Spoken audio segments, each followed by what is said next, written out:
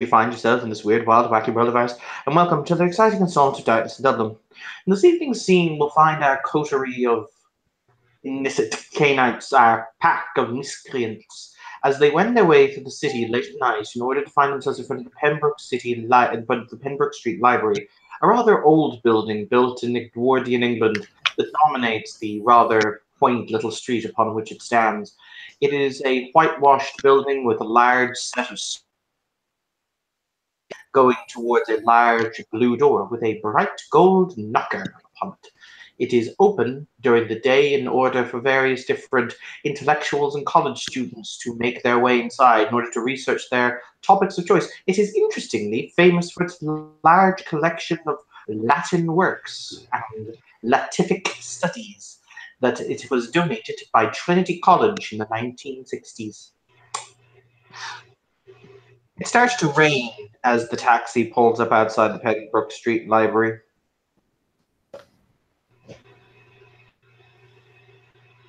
Okay, well, we'll head up to the door and knock on it. Samuel, I assume you okay carry the body? I'll get it.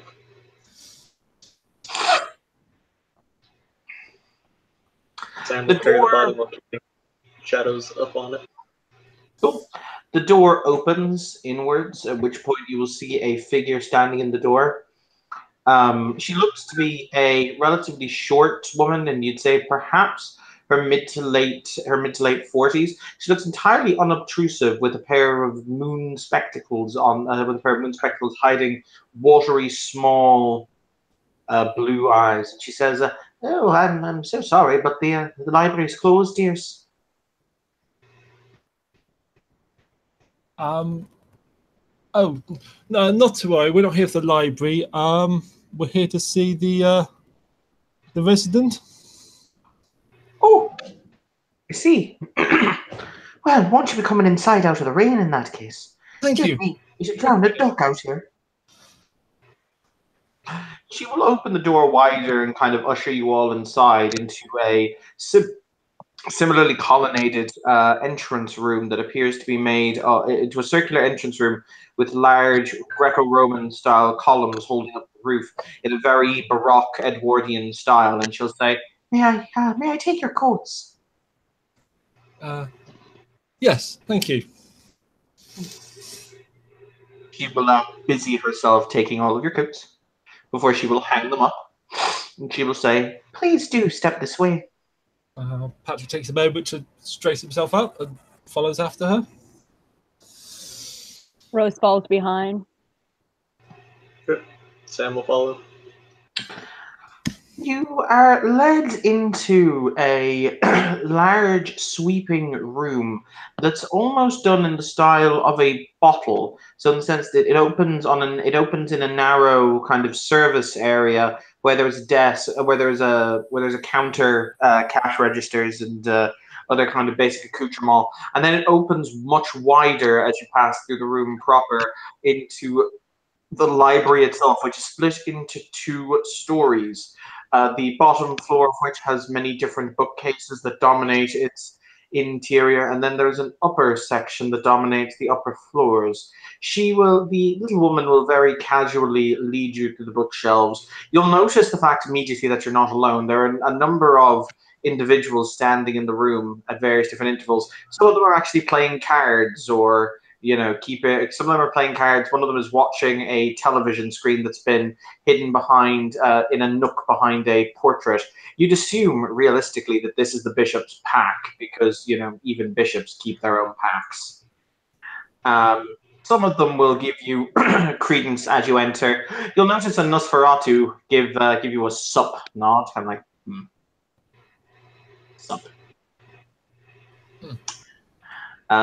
You will be led up a flight of metal stairs, a looping, spiraling staircase onto the second floor proper, where you will see the Bishop Mariposa seated at a desk with a magnifying glass over one of her eyes that's been hooked onto a lens, as you can see her reading a very old looking piece of paper with one of her incredibly long fingernails jammed underneath it as she mumbles something in a half remembered language that you couldn't place even if you wanted to. Good evening, Your Grace. She will hold up a finger to silence you, and you will see that she will read to the end of her line before she will look up very slowly, and she will say, "Ah, good evening. Where are my terrible manners? I was in the middle of the Ovid is rather excellent. Would you care to take a seat, perhaps?" Thank you. There are a number of large, comfortable chairs that you guess are used by the library goers in the day-to-day. Rose sits on a relatively close, comfy chair. Actually, she will stop Rose from sitting down. She will beckon to Rose with one of those long fingers, Rose as if to come closer. Rose stops mid-sit and stands up and walks slowly towards her. She will very casually put her hand on Rose's shoulder as she sits back in her chair and sit Rose rather directly on her lap and start stroking her hair. Well then. You get the distinct impression, Patrick, that this is obvious show of power in the sense of if you bring bad news, you have the rough idea what will happen. Rose just starts tapping her left hand against her thigh. So, Doctus, speak. I've come to report on our first attempt to probe the haven of the deceased Ventru Primogen. Missing Ventru Primogen.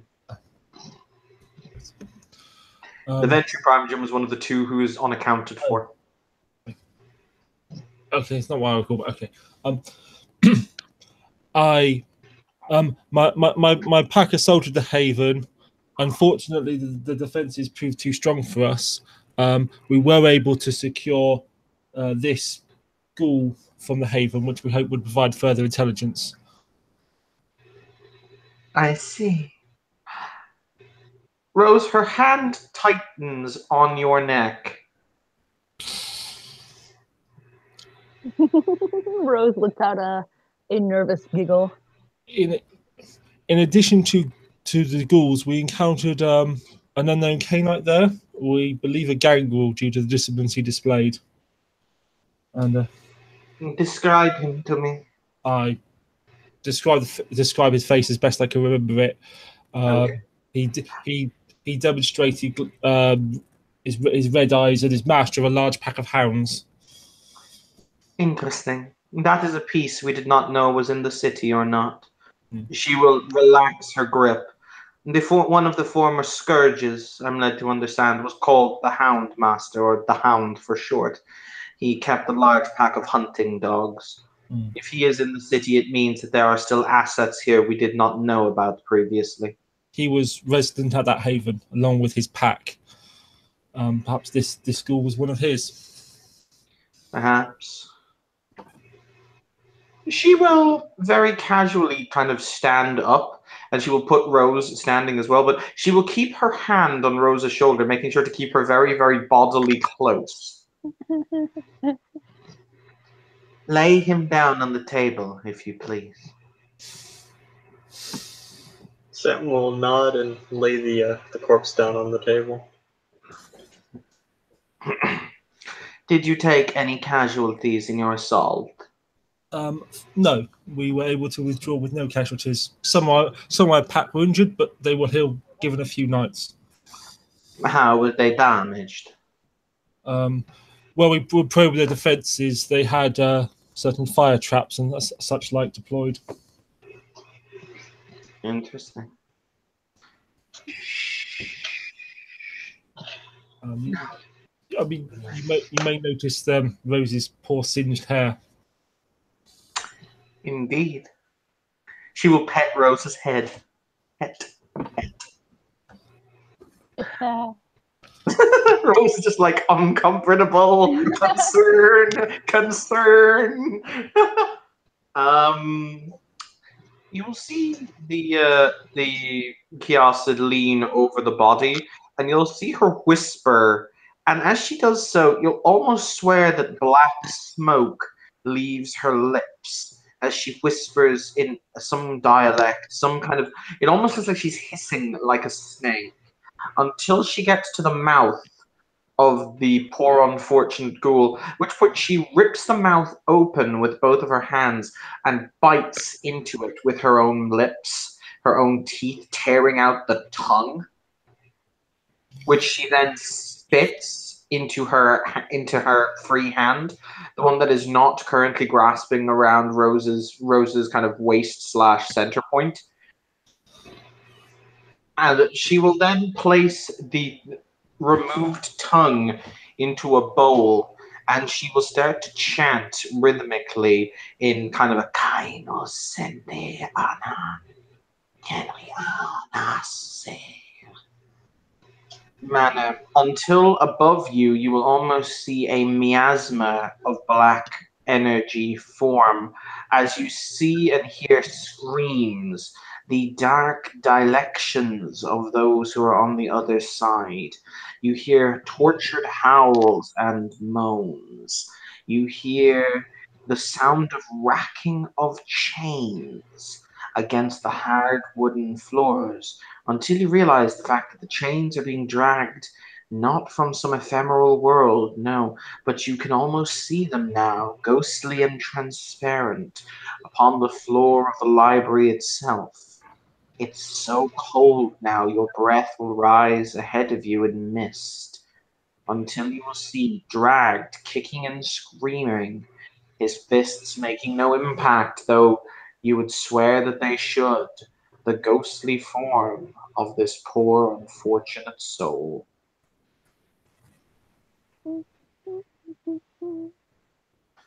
For those of you who've never seen anything of this magnitude before, please roll your willpower. Okay. Because this is scary shit.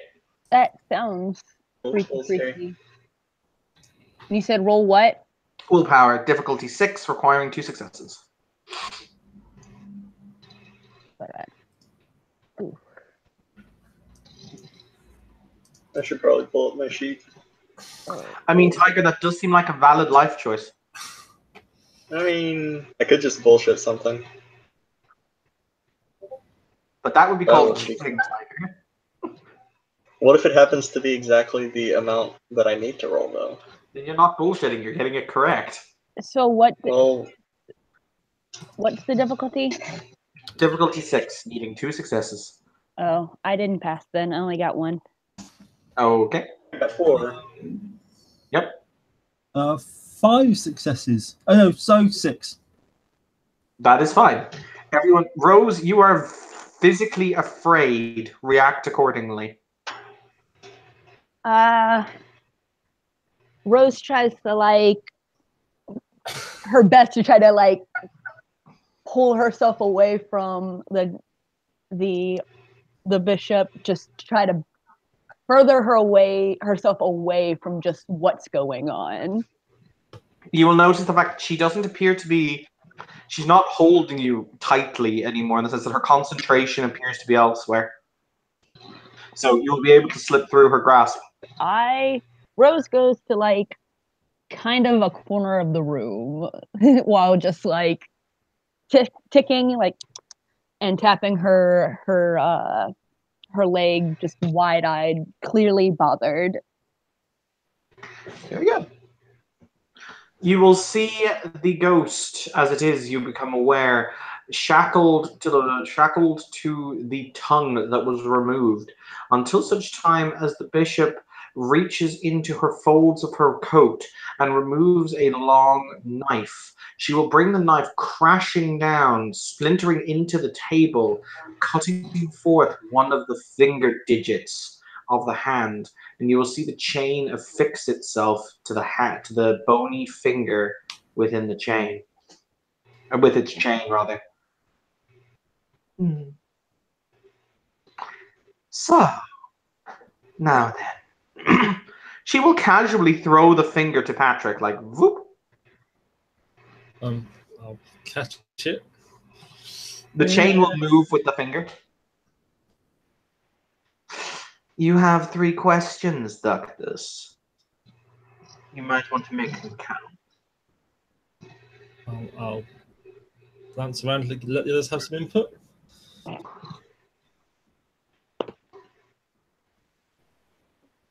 Rose is just like, no way, the same for me. Just in the corner, just like not having it. Okay. Anyone else?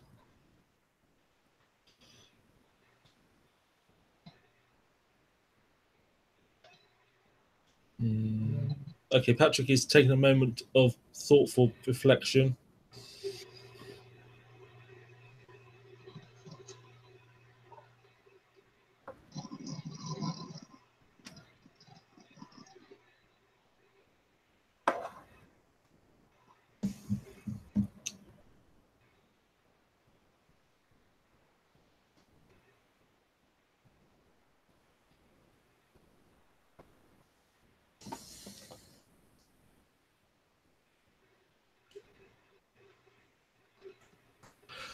Spirit,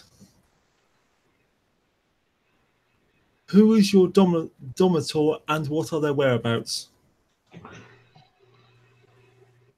You'll see it try to force itself to stay quiet, and then a crackle of energy will move down the chain from the finger, at which point it will scream very loudly in a very audible fashion before it will say, Adrian Delancey, and I don't know where he is. I'll glance around. Do people recognise the name? He was the former Primogen of Clan Ventru.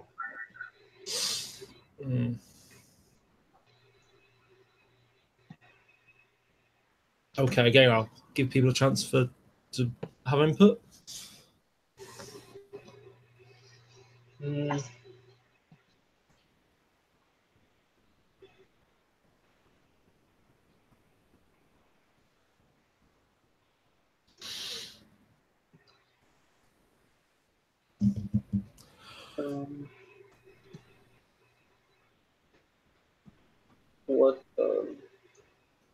What other defenses are at the house? Would be a good start.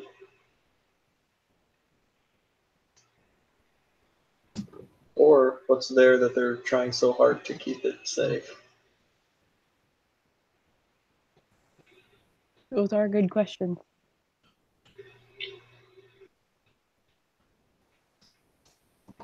I'm sure you could probably combine it into one question. Who and what were you defending at that house?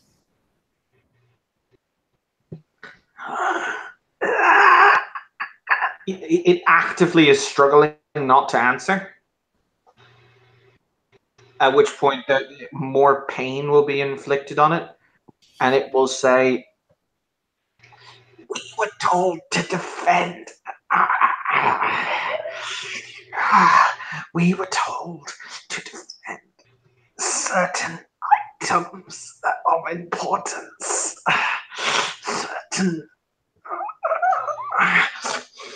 Certain relics that the master had gathered that he was unable to take with him immediately, but that he would see to the safe transport from the city."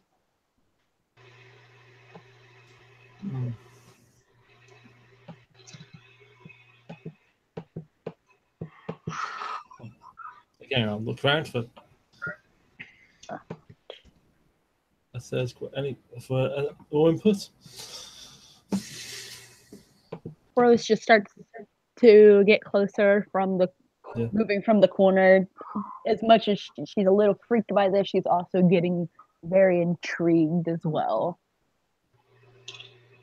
So there's relics that haven't been moved yet.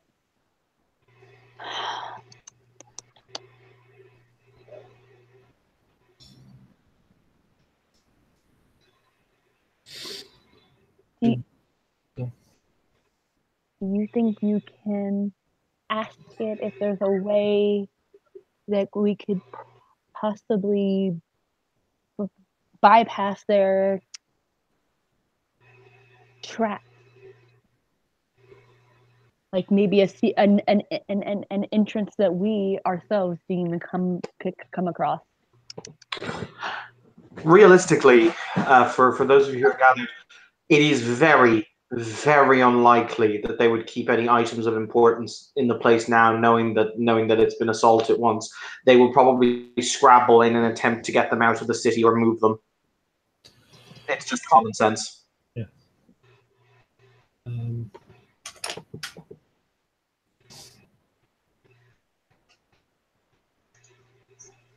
Then it'd probably be. We probably would have to find out if there's any other. Is there any other safe houses around?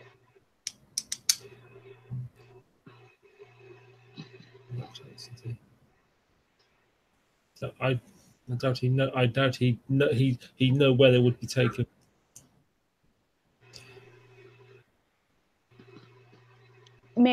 Maybe not a specific one, but if we could find all the locations, we can smoke them out. He's only a ghoul mind.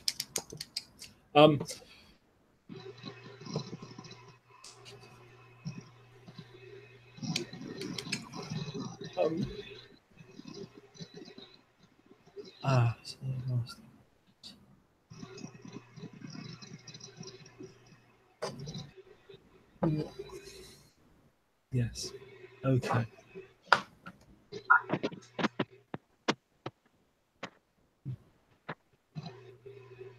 Which mortals does your master hold control and sway over in this city?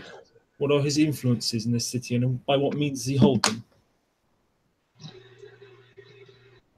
Hmm.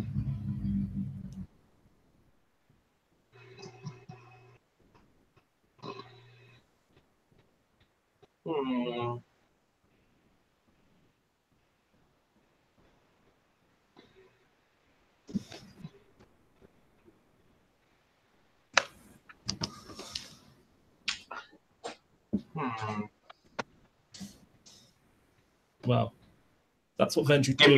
me just a moment. I have to actually think of the answer. Yeah, that's quite right.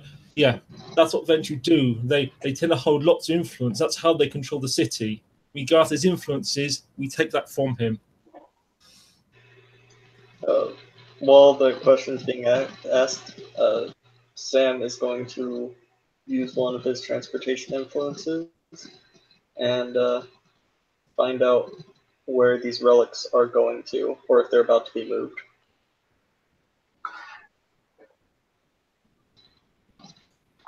Blue book that for me as an action. I'll get back to you. Okay.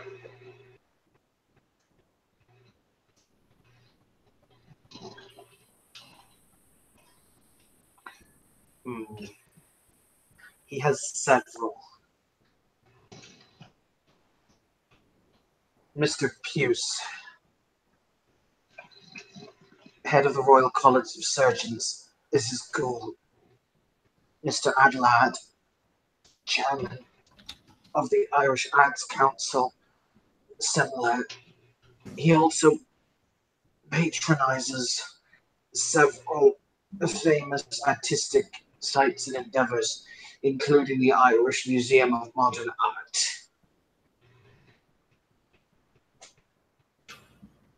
Those are all I know.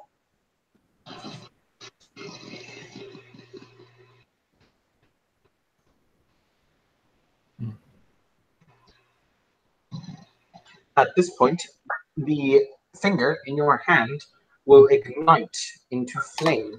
I might recommend dropping it. I will. The chain will be shattered, and the soul sent screaming backwards into the void.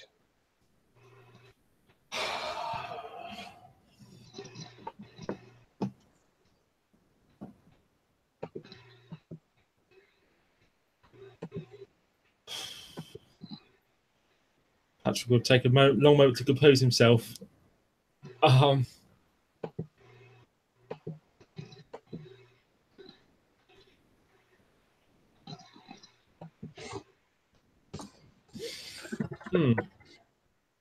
Well,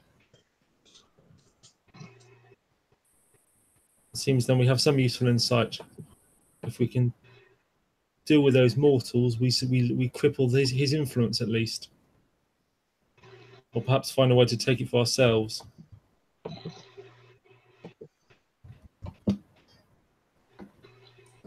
Rose nods.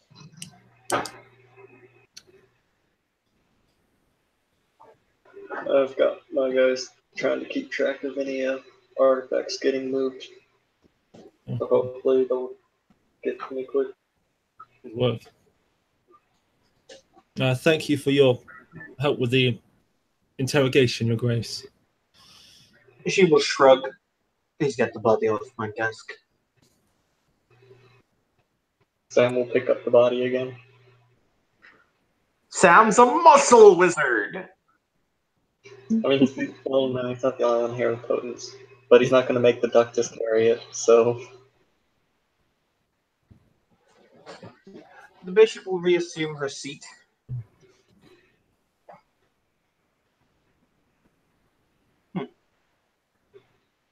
For the gathering of this information and the presentation of this corpse to me,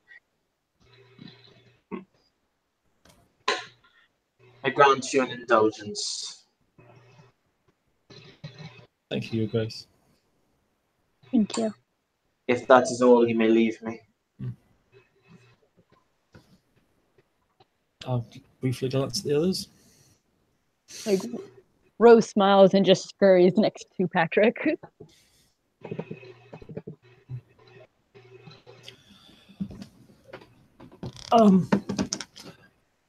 If you have the time, Your Grace, I would seek your spiritual guidance on a more personal matter. By all means, when I am in residence in the main cathedral, my time is free for the public. Thank you. And until then, we'll make our way out. May the blessings of the Dark Father shine upon you. And also with you. You guys will be deposited outside into the rain.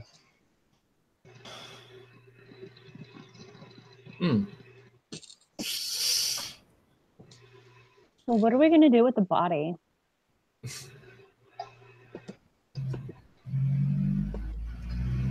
Rose says that you could clearly tell that the tenseness that she once had is pretty much disappeared. I know. You used to just don't give them to Cassian. Well, I happen to know a chain of mortuaries that could probably deal with it.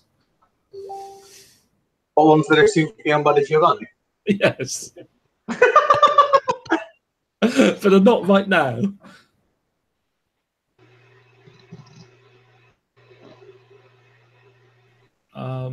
Sorry, AFK 2 minutes. I think I hear someone at the door. Just bear with me. Okay.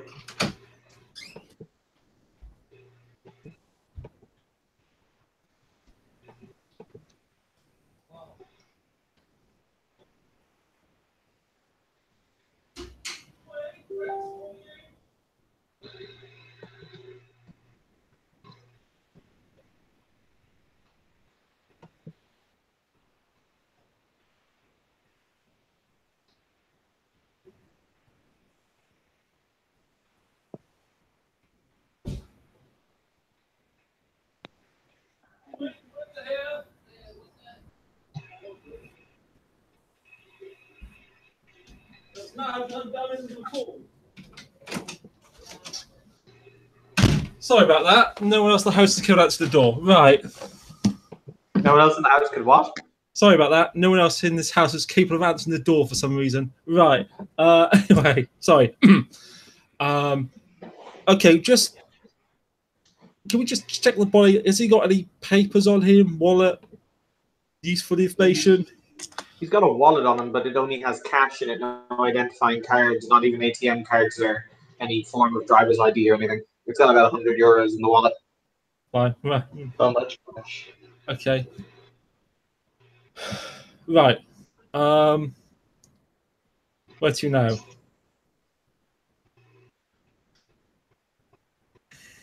Mm. Okay. Well, let's get off the street somewhere we can sit and talk.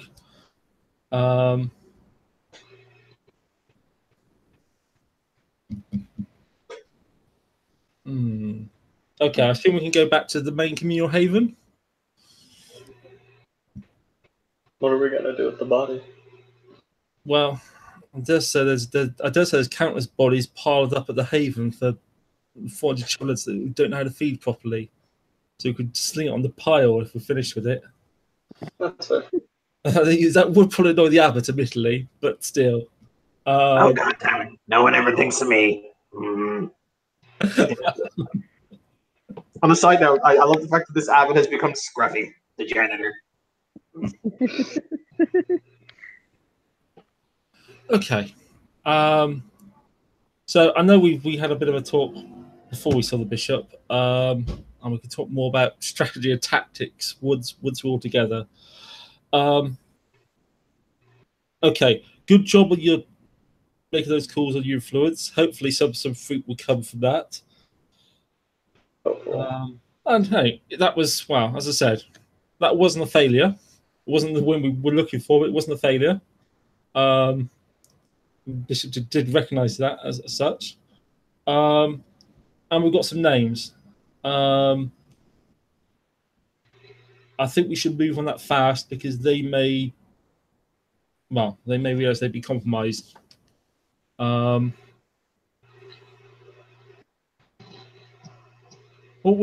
can I just go over my notes on as to who the influences were?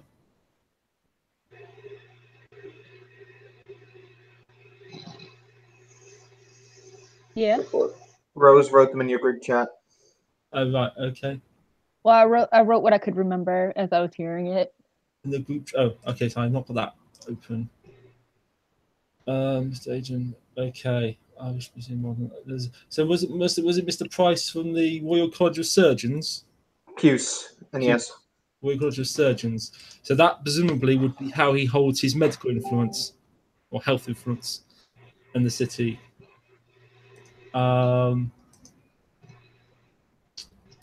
So, well, we have some options. I mean, we could simply try and take out the ghouls, which would damage his influence if he's still active. I'm trying to think if there's some clever way we can subvert it to us. I would think we at least want to interrogate the ghouls in case they know other things. They probably don't. Eventually, we're good at this sort of compartmentalizing. Speak to me. Can ghouls undergo Vivaldi? Technically, yes. And I'm pissed about it. Okay. I thought they couldn't because they don't really have their own blood, do they? Yes, they do. They actually have a blood pool. Yep. But it's not their blood. That makes no difference. They possess a blood pool. Okay. And I'm pissed about it. Right. So you've made a call. Okay, fine. I don't know if that's an orthodox or heretical position, but you're the priest, so if you say it's not heresy, that's fine by me. Sam just has a devilish smile and he just kind of shrugs as best he can. Note, fuck you, Tiger. Fuck you and everything. Okay, I love you. I'm asking. I don't think that should work, but if it does, it does. Okay. I'm right alongside you. I don't think it should work either, but it does. Okay, so we could kidnap one of the ghouls, use the Voldry to break the blood bond, hold them for the 2 nights while we blood bond them ourselves. Then we gain his influence, and more than that, he may not realise we've done it, which opens up all sorts of interesting possibilities. Sounds brilliant. On a side note, now you guys have an idea of how you want to go next. Do you mind if I stop this hangout? Thank you. Right, thank you.